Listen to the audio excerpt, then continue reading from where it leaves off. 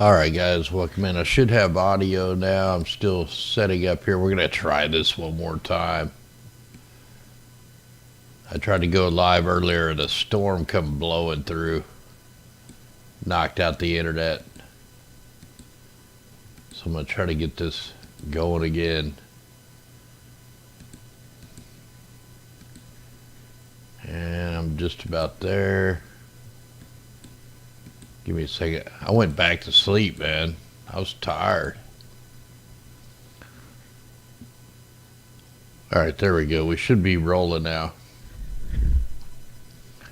And for some reason it's not streaming to Rumble or Facebook Live. Okay. Oh well, I'll upload it to Facebook or something. Anyway, this morning I got up like at 4 a.m. and I tried two different cameras out, and the seeing conditions were just okay. I always go by this little deal if I got it up still. Like before I go film, I look at this. This tells you like the cloud cover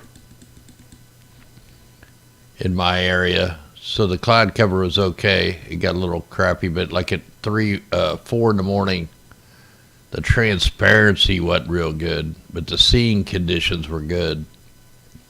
No smoke, no wind really, but the humidity was just blaring. But I was still able to catch some pretty good stuff here. We got several of Jupiter right here. I purposely turned the contrast up so that you could see these moons, and you could see in the very first video I'm going to show you, other than this one, how close the moon was. And then by the time I got to the last video, you can see how far that moon had already transited around. Let's see, is that the same video we just watched? Okay, yeah, let me get out of that. So this is with my old camera, and if you can see that moon just right up against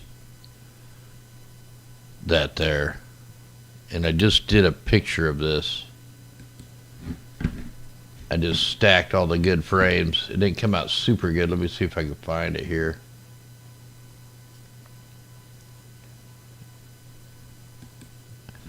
Yeah, so you see how close that moon was. The other problem I seen is where you kind of see that bluish tint. I'm out of focus on this side of the telescope itself, like I need to collimate the telescope. And then when I go to here it is, I did this one filmed in. You can see how far away the moon, I can't remember if that's the moon low. I can't remember the name of that moon. And then by the time I got to my last shot, you can see how far out that moon was. Now this was with a different camera, and it was in there upside down. That's why the moon's on the opposite side. But you can see my moon's kind of blew out the same way. I need to collimate the telescope, but still I got pretty good detail. And also got Mars. You can see how small Mars is compared to Jupiter. You can barely kind of see the ice cap right there. If I can get my telescope collimated tonight, and now that I'm using the better camera, because look at the more detail that I get with the other camera. It's more my guiding camera. I really don't film with it a lot. And then this is what I shot last week. Last week, the red spot was there. And I remember that little moon went right behind it when I was filming it. But like if you could film this thing all night long or for several hours, you could watch the moon's transit around. You could watch the red spot go around. But I'll show you some of the actual videos. I did do a video of Saturn, but it sucked. It was going behind the trees. I lost my chat. Here's my chat. So it came out pretty blurry. Even during this video, look, it's going behind the trees. That's why it's getting real dark. And eventually it disappears. So by the time I got up there, it was already going behind the trees. So that was the first video I took. Then I took the one that shows you where I took the contrast. These should be in order. Maybe not. Yeah, that's that one. Some of these I haven't even processed. And I did them at different, this is like 2x2 body. You see the moon's real close on this one. You can see another moon over here. So I get this one I need to process because I got 2 of the moons in there. I'll have to try to process that one. And then here's 728. That's the first video, okay. Yeah, because there was a picture for it in 789. This is with my old camera. You see the moon's out just a little bit farther. Not quite in focus. You can see it's really out of focus more towards that moon side. But still better than it was last week when I tried to film it. Then as I got going, it was getting a little higher in the sky, so I started getting a little more detail. Then what you got to do, you got to run this through a program to try to get rid of all the fuzzy frames and stuff from the wind and the atmospheric. You can see the side just not quite in focus. So that's all my old camera. But it did come out with, you know, I still got good pictures out of these. So this picture here goes to 72811. So it goes to this video. And when you run it through this program, it stabilizes all the bouncing around. It throws away all the super blurry frames. And then you can stack it. And that video right there come out with this picture. So that's pretty good picture. It's used an 11-inch telescope and like some of the cheapest astro cameras. They're planetary cameras. You can't really film the stars very good with them, but you can definitely film the planets. They're more like web cameras. Then I busted out my guide camera, which does different pixels and pixel sizes. Now on this one, I can only probably show you the 8-bit black and whites, but you can already see there's way more detail. Even though I shot it black and white, I can see the moon right there, and there's a moon up here. You probably can't see that. Let me get it bigger. Because I always try to film far out, then I start trying to scoot in, see like the moon's over on this side now. And it's a lot farther away. These are all in black and white.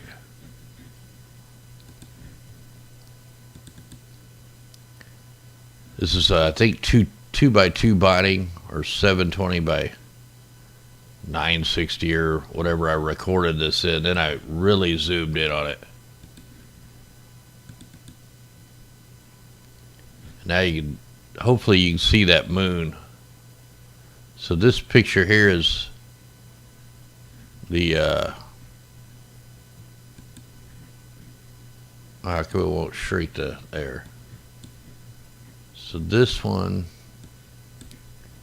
is capture object 0. Let me see what the picture come out like.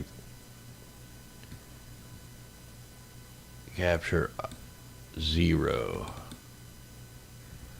So look at that. Look at that. That's black and white, but look at that. That's pretty good. I don't know how to turn it into color. But to get these are in 8-bit. I know I got one in color though. I think it was this one. This one I shot in 16-bit color at the same resolution. You know, you're just always trying to find the right resolution. And this was Mars, shot in black and white. See, it's all fuzzy. It's more fuzzy on the left side. Like I said, the camera was in here upside down from the other camera.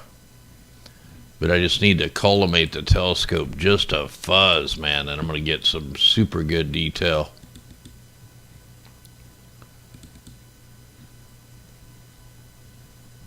Here's another one of Jupiter. See, the moon's much farther out.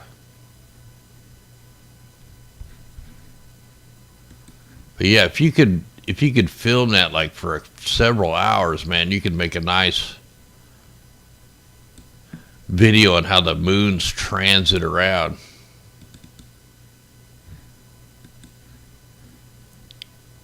But yeah, for some reason they wouldn't let me. I couldn't upload just these videos. For some reason, I don't know why. I couldn't even upload them to Facebook. It let me upload one.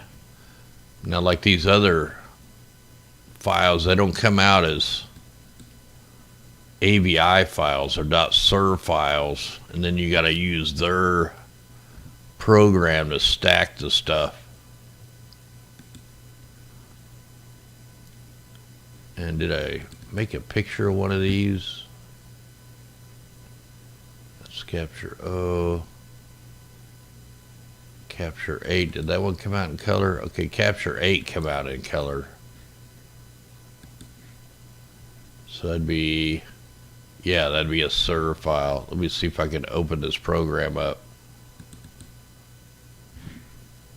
Wrong folder. Stacking programs, that's what I need. I'm not real good with this program. I usually just use the old school, the easy one. I think this tells me all the camera settings. So if you're doing a, so it looks like it had the auto exposure at 300 milliseconds. The gain was at 300. Had the brightness at 68. 1x1 binding. No brightness added. 1000 frames raw. 16 color. RGB. Temperature was 32.1 Celsius. White balance 82, white balance 51. So it gives you like everything, the time, all that stuff. Let me see if I can bring that in here. So that's this capture 8. Just gotta drag it over in here. Yeah, that's the only way I can do it in color, but I can't just play the color videos. Let's see here. I can probably play it in this program. Yeah, I can play it on this program. So that's the video coming out. Pretty much does it all for you. Like you just,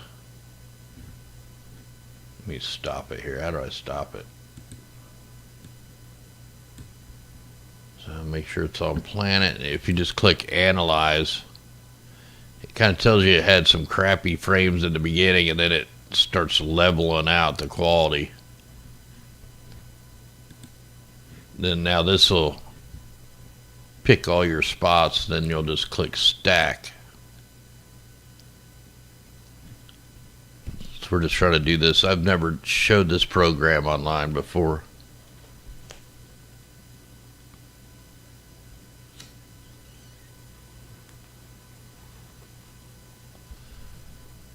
Alright, so it should be stacked.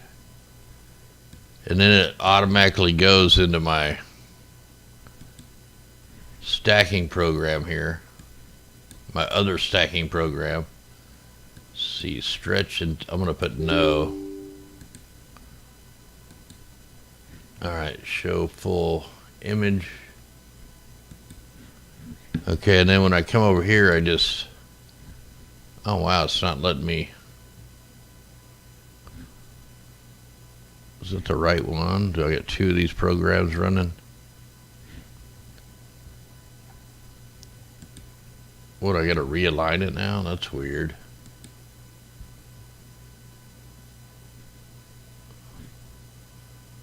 Well, it's not working like it's supposed to.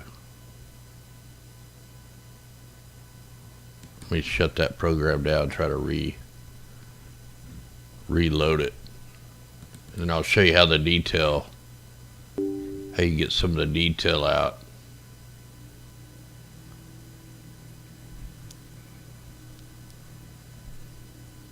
Where did it load? It's weird, I don't see the program. Where is it? It's not showing the program. There's something wrong with it?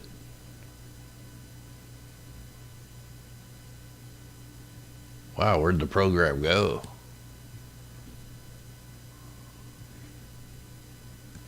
It's like the program just disappeared. There it is. That was weird. Okay, now I gotta go back to this thing. And I can resend it to this. Alright, so now we got it in here. Show full image. So I've already made like my little wavelet things. Like this is what I use for the moon. You can see it kind of made it a little bit clear. And I only got one other one. I got the sun that I made for the sun. Click do all. Now what it does is it stretches the details. Then you can go in and kind of darken the background out by stretching the, or you can brighten up the center. That kind of stretches it out. There, that looks pretty good. And then you click do all, and then look, that's the picture you get. And then I just save the image.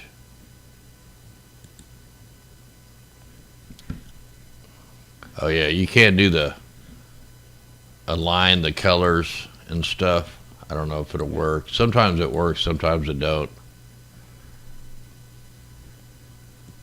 Then you click auto balance.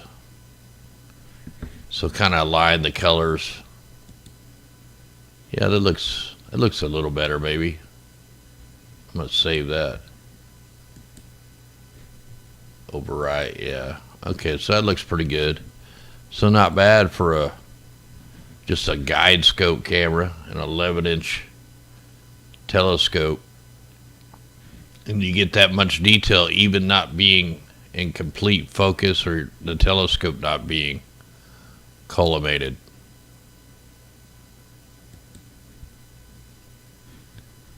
And I'm done with this. I think I pretty much did all the deals I was going to do. Anyway, so there's last week with the Next Image 5 camera. That's a 5 megapixel camera. Same thing, except for this was this morning. And then this is using a 2.1 megapixel. It's actually less pixels, but it's got higher detail. And then, of course, Mars. And I did shoot a few shots of the Milky Way somewhere. Did have one of Saturn, that's from the other night. Saturn didn't come out real good. Shot the Bell Nebula. Been trying to shoot that. There's something wrong with my camera, man. I don't know if it's just because it's so hot out.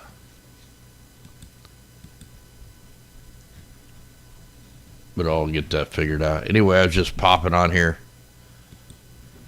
showing some of the videos that I caught this morning at around 4 o'clock in the morning.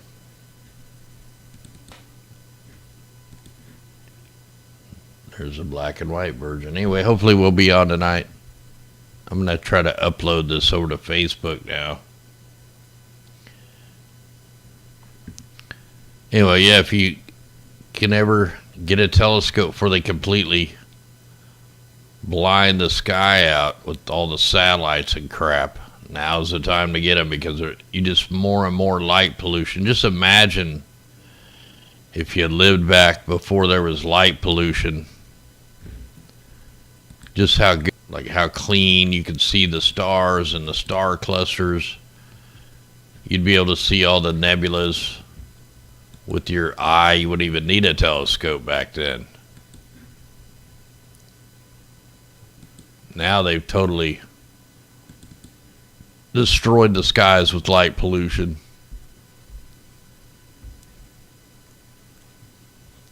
There's a couple of the moons. Yeah, I forgot. I got to process this one. What if we could process this one and get the 2 moons in there? It's kind of squarey looking. That camera, man, I've dropped this camera so many times. I got to close this program out because I can't use it on that one. I don't think. I think you got to have their camera to see if I can load up 78. Select.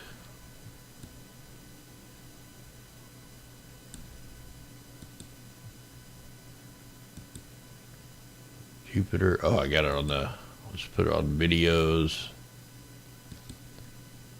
And now it's video 78. Let's try this. Let's do this real quick and see if it'll bring the moons out.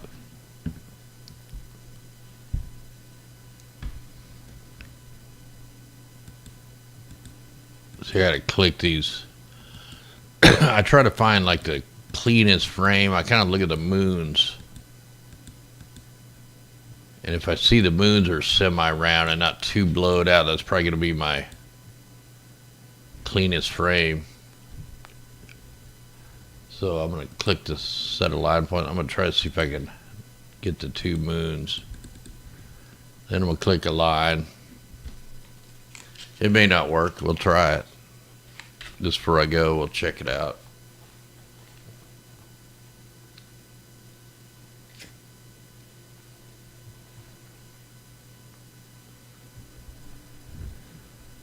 All right, now we're going to keep 171 of the best frames out of 999 frames. Yeah, it looks like it's going to keep the stars. We'll see, or the moons. We'll see if it does it. So now we're stacking them 299 best frames. Stack it one more time. Double stack. And we'll go to the wavelet.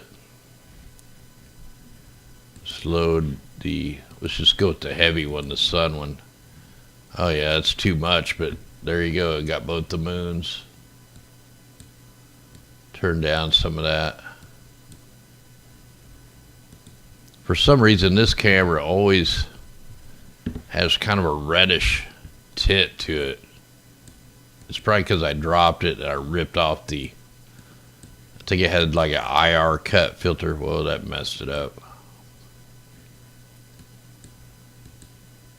Alright, yeah, this is going to be kind of bright. See if I can, it's probably going to freak out if I try to align the colors. We'll try it. At least we got both the moons in there. May not be the beautifulest color one. Yeah, that came out alright when I auto-balanced it. Still a little funky looking. But once I get that telescope collimated, man, it's going to be some good detail. I'm really going to try to get a good photo of this. Try to get a good photo of Mars. Let me save that photo, and then I got one with both moons. And we'll see if that picture come out. What was that one? Was that 78? Yep, here we go. So there's what it came out. See, this camera always has these lines in it which kind of suck. I mean, I know you can get them out. You could, the way you, I just don't know how to do all that stuff yet. Plus, I try to keep them as natural as I can. Anyway, there was your morning Jupiter and Mars this morning. Now, if I get to do it tomorrow, I bet the moons are in a completely different place. rotating around the big ass planet.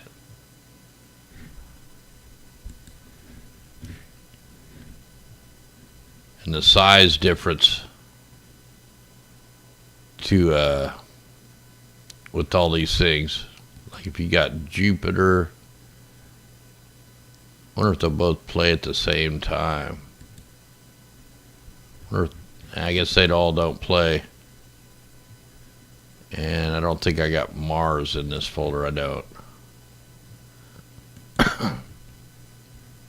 Anyway, guys, I'm going to jump off here. I just wanted to show you guys some of these videos we got this morning.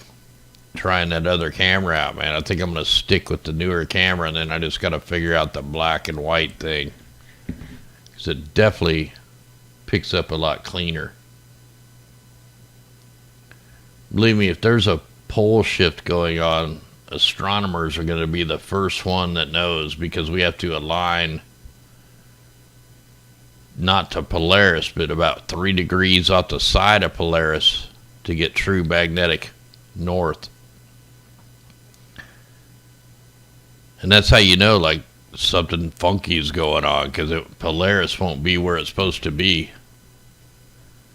And your telescope won't track. So you'll be the first ones to know if there's something major getting ready to happen. Anyway, guys, armor up. Much love. Hopefully I'll be on tonight. And we'll do some of that. Some of the news and stuff. Weather.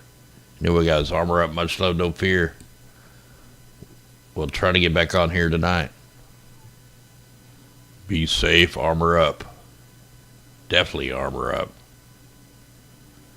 And then Monday I got that MRI, so hopefully that comes out clear.